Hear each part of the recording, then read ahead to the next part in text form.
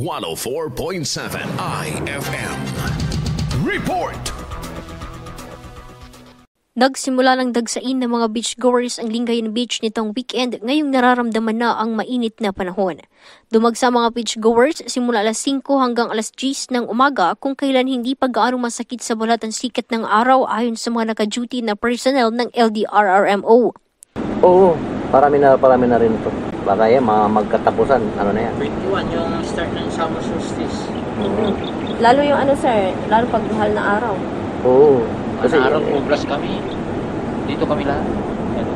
Nila pinaghahandaan na ng Lingayen LDRRMO ang dagsa ng turista na magsisipag-uwi sa pagsapit ng Holy Week at ngayong umiiral ang tag-init. Pinaigting din umano ng otoridad ang pagbabantay sa seguridad ng mga dumarayo sa dagat sa bagay pagtulungan sa mga cottage at shed owners. Apela ng tanggapan ng kooperasyon ng publiko upang maiwasan ang mga hindi inaasahang insidente tulad ng pagkalunod. Kasama mo mula dito sa IFM Digupare, ito si Idol Jam Victorio, Tatak IFM. IFM News. IFM News. IFM News.